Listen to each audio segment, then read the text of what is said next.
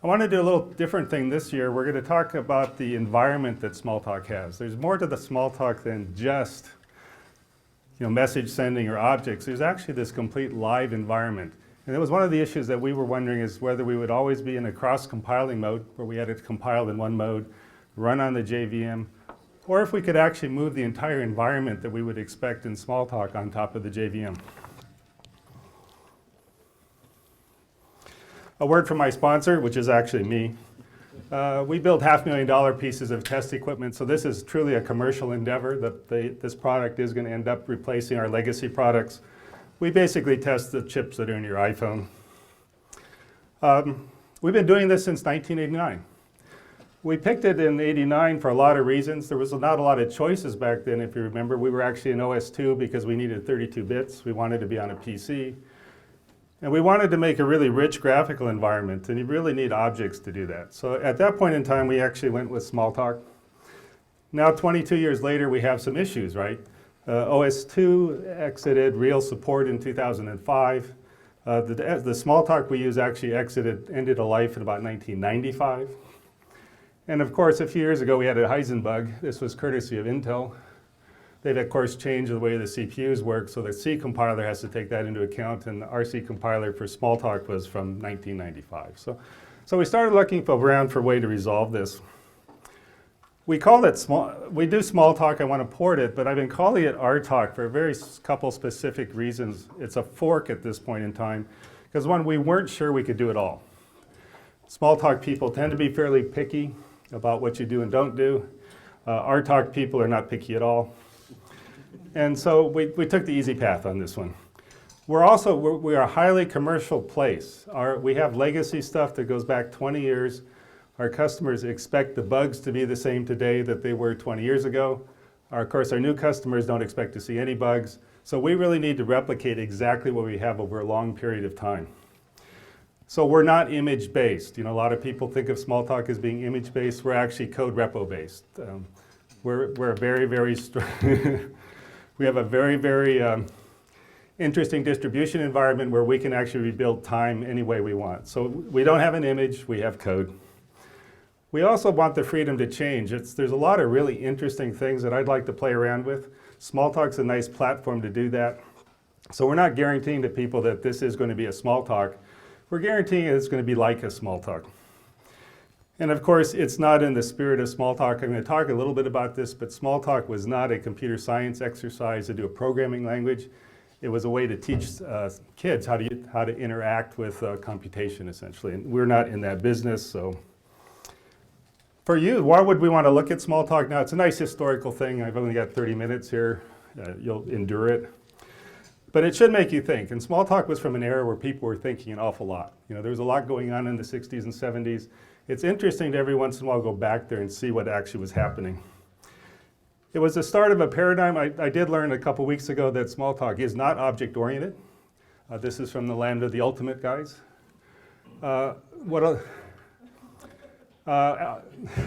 Paradigms are what they're taught, is what they told me. Currently, object-oriented is taught a very specific way. It wasn't taught that way 40 years ago. So we can't really claim that Smalltalk is object-oriented per the professors and stuff, but we can claim it is per Alan Kay. And another thing I like from Kay, this is the fools and their money are soon parted. He basically said, don't be misled by an enormous flow of money into poor adaptations of incomplete ideas. Those of you that invested in Facebook the last few weeks will know that one. Sorry. This is sort of what it was like at the time of Smalltalk. Smalltalk was started around 1970, was finally released in 1980 in a general public thing.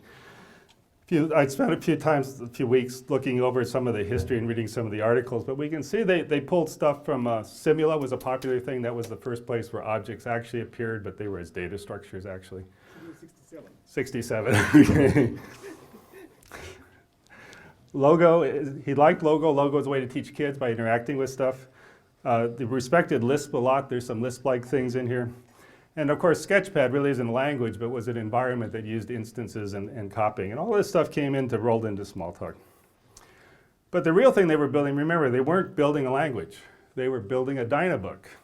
This is about a 1969 picture of a Dynabook, which probably looks fairly familiar today, except for the keyboard on the bottom. The purpose of the Dynabook was really to give you a way to manipulate knowledge using a computer. And so they weren't out to create a language, they were out to create sort of a world, an environment, a place where things could happen. One of the key things about Smalltalk, it's exploratory. You know, the expectation is kids don't read 300-page books on anything. And so if you're going to teach people how to use this stuff, you really need to give them a way to explore. And in order to explore, you can't have a lot of changing rules as you go through. So we're going to see that there's a few basic concepts that they tried. But a lot of this is to keep your language something that you can intuitively discover rather than you have to study. So the original philosophies are sort of simpler, but no simpler. You know, you've got to have some basic things like we've always had, quote, lambdas, context blocks, closures. But it needs to be able to support complex things. Now remember, Simula is a simulation language. People interacting in the world is really a simulation environment. The idea in Smalltalk was that you could build simulations easily, and those can be fairly complex. And once again, it's all about communications. If you look at Alan's later discussions, objects are sort of okay, but the real issue is how does these structures talk to each other? How do they interact? How do they communicate? So a lot of what we do in Smalltalk that's different is this sort of messaging concept. So here's the easy one. Everything's an object. That means everything can be accessed by a reference. And everything that has a reference can be sent a message and respond. This includes a UART, a mouse, a representation of a simulation. The idea is that everything in that environment is accessible exactly the same way. So if I want to go in and deassemble some main memory in my 8086, I can just wrapper an object on that and just talk to it with like any other object. And I can use it like any other object. Fairly dangerous, but actually entertaining. We're message-based, not procedure-based. So I'll talk a little bit about that. We send messages to objects. We don't send objects to APIs. And each object is responsible to handle that message. Original Smalltalks, each object was actually responsible for the syntax of the message that it received, which is an interesting way of doing things, but it's fairly hard to share code with somebody else when your objects actually redefine how they take things. Smalltalk actually had classes. It's class-based. Common behavior is held in a single location. That's really shared message support. So a lot of objects can share behavior by sharing a class. Ours is a little different. We don't really use class as the source of our behavior. We use an array of lookup tables as our source of behavior. So we can actually get behavior from all over the place. But conceptually, it's easier for most people to think of class as the fundamental location of behavior. And it's all about communication. This is how an API looks in Smalltalk. It's a receiver, which is an object, and we tell it some name selector, and we pass it some arguments. This is all done on the stack, typically. And so you can see a typical example below is an array detect. The thing in square brackets is a block, it's a closure.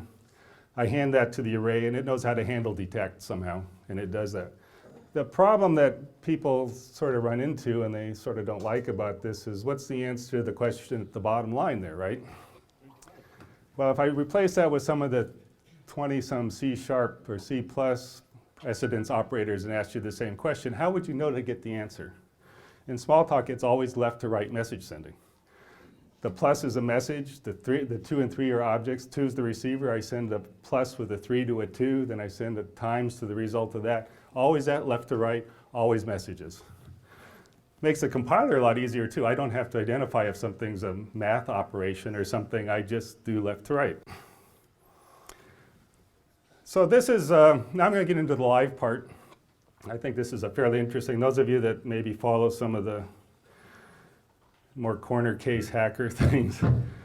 There's a big thing going on right now with something called Light Table, which is a Kickstarter project, which is sort of an interactive development environment. Everybody's excited about it. And of course, as the Smalltalk guys say, we've been doing that for 20 years, so what? And they all say, yeah, we're too old. But typically, this is pretty much how I started coding in Fortran in about 1969, although I used a key punch in those days, so it was a little bit slower than it is today. We basically edit some text, we offer it up to a compiler who deems or doesn't deem to execute it for us. Print statements are handy things, we do a lot of print statements. And we just keep going around and around that loop. I was good, I could do 6 in a night if the computer didn't go down. Today we have some debuggers, it's a little nicer, we can do stuff, but still this is basically the flow. This is the coding flow in Smalltalk. Everything's in the same place. There is no outside or inside. The inspector, the objects, the debugger, the editor are all there. There is no separation between runtime mode and development time mode. So I have essentially infinite reflection. I can reflect on everything. I can mutate everything on the fly. I can do a lot of interesting things that I just can't do in a text-based environment. So it's really, a better term for live is instance-based programming. So we have all these objects online. Code's an object, the compiler's an object, everything's an object. It's just instances. It's all instances of things, and I'm going to manipulate these instances to essentially generate my program. Now, in our world, we turn that into text when we're done. So we do all our manipulation in objects, but because we want to be a code repo-based thing, we actually export it as text and import it as text. But that's a serialization question, not a, it's not a fundamental way we do stuff, or we don't have to do it that way. So what do we need to go live? Well, and particularly, what do I need to go live on the JVM? Because we've decided we're going to do this on the JVM. First of all, we need full access to all objects. Obviously, if I'm going to inspect things or change things, I actually need to get to everything on the heap. I need to do runtime code replacement, of course, but that's easily handled by method handles. I need to be able to substitute the code at any call site at any time. That's how I do code editing, actually.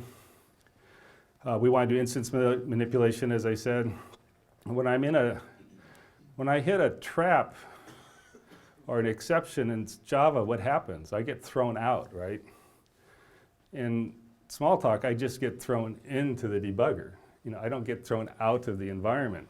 So once I'm in the debugger, I want to, of course, inspect my stack. I want to look at my variables. Maybe I want to change them. Maybe I want to edit some code. I want to continue. To do that, I need actually real access to the stack frame. And of course, thread control. One of the big reasons we're moving to the JVM is to get threads. Smalltalk typically only has green threads, but I'd like real threads. And so we need some thread control because the debugger is going to use that. You know, we need to be able to stop and start threads sort of when we want to.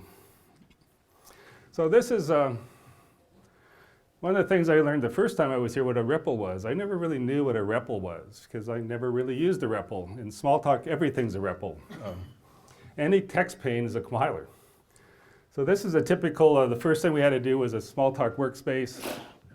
Anything I write in there that looks like code, I can just highlight it and say, do it. And I have access to the entire environment when I do that. I can actually go find something. You can see down below it says Object Inspect. That's going to bring me back to class. At the very bottom, I'm asking for all instances of process, and I'm going to open an inspector on that so I can actually look at them. So when I'm in the environment, whether I'm running an application or running in debug mode, I have access to everything. This was actually fairly easy to do. As people keep pointing, all of Smalltalk is in Smalltalk. We really don't have anything in Java. So Java is just a bytecode translator. The compiler's in Smalltalk. I don't go outside of Smalltalk to do a compile or anything. I just have to go outside of Smalltalk to interact with the JVM environment. So all text panes are ripples. This is what an inspector looks like. I open this up on a class. On the left, you can see the class and the instance bars that are for that particular class.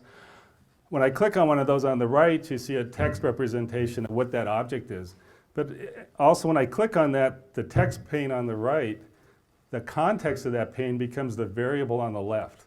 So now when I do my rippling thing on the right, it's in the context of that dictionary array on the left. So I can actually go in here and do interesting things with that array.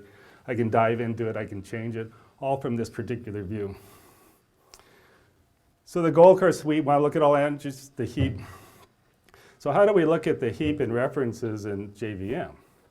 It's clearly a security hole for me to be doing this, so they're not going to let me do it easily. So Oscar wrote me a little J&I wrapper on top of JVMTI that we then hook back into Smalltalk. So I just run JVMTI from inside the process space, get my stuff back in. It's all RT objects. All of our, we're going to inspect only our stuff. We don't worry about anybody else's, so I've reconstituted on my side, and I have it. That's in the code we put up on the wiki. It's only about a page of code. It's another interesting one. You might want to wonder how many processes are running. I just do a processes all instances, and now I got a list of them. I can go in and inspect them and see what's actually running or not running. This is what a code editor looks like in Smalltalk, suspiciously somewhat similar to all code editors today, because the original Eclipse was actually based on a Smalltalk code editor done 40 years ago probably. But basically this is our representation of the code. The left-hand pane is simply a query I do on object. I collect a list of all the subclasses of object by recursively reflecting on the objects that are there. So that's just the names of the classes. When I click on a class, I go in and I query its method lookup table. On the right is just a list of all the methods that class has in its lookup. And as I click on each one of those, the code appears on the bottom. This is all purely an inspection-driven thing. I'm not looking at source code or a text file or anything. I'm just asking the object for what methods do you have, what source code is in the method, and in the middle, of course, are the instance vars. So it's a very easy, and anytime I change something here, it's instant. If I change a piece of code here, even if I've got a thread running, depending on where I am in the method handle lookup, it may actually take over that new method. If I haven't run into it yet, it'll actually get it. So it's very, very dynamic. This is what we call live. The debugger was one of my harder things, particularly because when I run into a JVM error, I want to drop into my debugger. I don't want to drop out of my language just because I ran into a null pointer exception. So what we have to do is everywhere that there's an exception handler in the Java side where we interact with Java, we basically suspend that thread and launch the debugger with that suspended thread as its target. So now I've suspended the thread as close to the exception as I can get to. Now I actually have a thread stack that I can walk myself. So you can see over here, on the left is actually, that's me walking the JVM thread stack and filtering out my stuff. So I can actually see the real JVM stack if I want to, but I've actually taken the suspended thread, walked the stack frames, and on the left is a list of what's on the stack, right? If I click on one of those things, I use line numbers and some other stuff so I know exactly where to point back into my code. I find the method it is, I ask my compiler to redo the AST, and then I can actually go find where I am in the AST of the compiled method and actually display that down below, and it'll actually highlight where we're at. And at the same time, since I've stopped this stack at a place before it's been unwound, I can now go back and use the JVMTI tool I have to actually look at the stack frames and see what the variables are at that time, and I can actually inspect those and change them. So it always works this way with Smalltalk code, that's easy, but we wanted it to work with JVM errors as well, and so we've got that working. So we also can do hop, step, jump. I can basically put a breakpoint anywhere. That's fairly detailed how we did it. We don't use JVMTI for the stepping control, because that's a callback issue. What we actually do is when we build our method handle lookups, our GWT test, the very first test we do on any call site is to see if we should stop at that point. And so we actually can do our hop, step, and jump using just invoke dynamic setup. And so we do that by moving things around and doing a depth thing. It's all done with method handles. We can, like I said, we can inspect JVM stacks also, and it works. And it looks like this. I've never figured out how to show it to you, but it's a call site calling a call site. So the problem with when we do GWT PIC build, polymorphic inline catch building, is we always put the last thing we found at the front of the chain. In the case of the debugger, I want the front of the chain always to be my debug test. This is also where I stick the profiler. When I want to do profiling information, I stick a method handle in here that collects profiling information. I could collect more data than the world has ever seen. It's not a sampling profiler, it's a real it collects everything. And of course, we take that, turn it back to Smalltalk objects in my analysis tools in Smalltalk.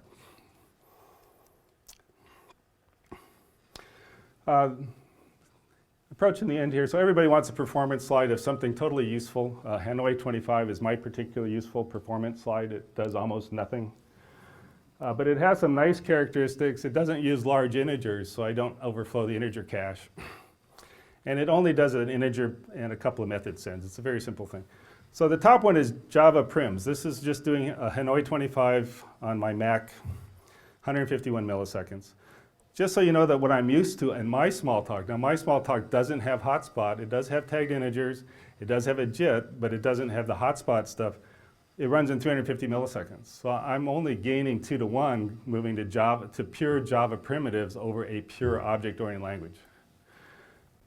To try and get this down, Oscar helped me with this. We went ahead and did Java boxed integers, went up to 310 milliseconds. Then thinking that maybe there was something going on with the hotspot, knowing that it was a boxed integer, we used our RT objects, which is it's our boxed integer. The only difference here is this also doesn't overflow into big ints, so we automatically transfer to and from big ints when we do that. So you can see it in pure Java, running this code, it's 425 milliseconds. When we go to Rtalk, which is pure Indy, which is one object and all of this stuff we've done, it's currently 960 milliseconds. We're only 2x slower than doing the same thing in Java using a complete dynamic language. And this has got no optimization in it yet. The only optimizations we've done so far is to add an integer cache, just like first. Our problem, this was 10 times slower last year because of garbage collection. So our problem in integers without the cache when they're boxed is you create a lot of garbage. Once we put a cache in, this thing dropped down to this number. So an integer cache for boxed was pretty important. But then what actually matters to me, this is my software. This is running through a sequence of events a typical customer does and using our stuff. It takes about 95 seconds. Same code running on Rtalk is only about 36 seconds. So I've got the performance I want, even though my Hanoi is not that great. This is where we're heading. Use and share. In the next few weeks, we'll have the full thing up. Right now, the Java part's up on, you can link it to our wiki here, to the JVM wiki. There's a link to Dropbox. It has all the Java side of this. In another couple of weeks, we'll have a full Smalltalk implementation. It's all MIT licensed, so it's free as in beer, so don't complain about it. You can fix it. I'm more than willing to take contributions of repair. Some of the stuff we're really interested in, Smalltalk is messaging, and it was done in the time of actors, although it was about the same time as actors. But we've got currently an actor-like multi-processing thing that we use normally. We're looking at using something like tuple spaces to try and speed that up. So we have some interesting things. There was a really interesting work done in 1988 in Japan on a concurrent Smalltalk. There's some interesting stuff of having synchronous and asynchronous messages. We'd like to play with that. Always performance, although the hotspot or the MLVM guys, John Rose's team, we've seen 2x performance change over the last 6 months, so we're pretty happy there. The other thing that I talked about last time that, again, this makes us really not Smalltalk, is we pulled all the UI out of our Rtalk has no UI. It only has the model part of the MVC. We're moving the UI, right now we have a Swing version. We're probably going to do a JavaScript version so that we're going to move the UI completely out. So it's basically you build the model on Smalltalk, the view occurs out on JavaScript. Very simple thing to do. We also don't use the file system. That's sort of a problem. Over the years, we have a lot of customers with a lot of strange file systems, and so we just don't use them. We have more of a key value store indexing into a bulk data storage system, and that's been an issue with it's hard for us to launch from the file system. We launch from our distributed environment, so we have to make a little patch there so we can distribute that. And then I'm interested in coroutines because I'd like to play with the stack. I think that's, and to help you all out, there's tons of references here at the end. Very interesting things. If you want some different stuff, the Viewpoints is where Alan Kay is right now. He's attempting to write the entire world's collection of software in 20,000 lines of code. Those 20,000 lines of code are actually code generators that generate a lot more lines of code, but it's a very interesting, it's sponsored work it's government-sponsored work, very interesting work they're working on there. Somebody took the time to write 10 chapters on the Dynabook. It's a very interesting discussion of what they were trying to do at those times, if you like more philosophical things.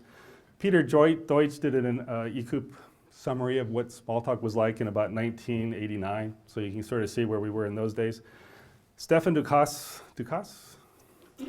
has a free books thing. He's been collecting all the Smalltalk books that are out of print. He's been getting permission from the publishers. He has a website where you can actually get all the PDFs of all the out of print books and some books that are in print. I put some sample code right now. It's on the JVM Summit wiki. It's the Java part of what we've done, which is it's a bytecode translator effectively.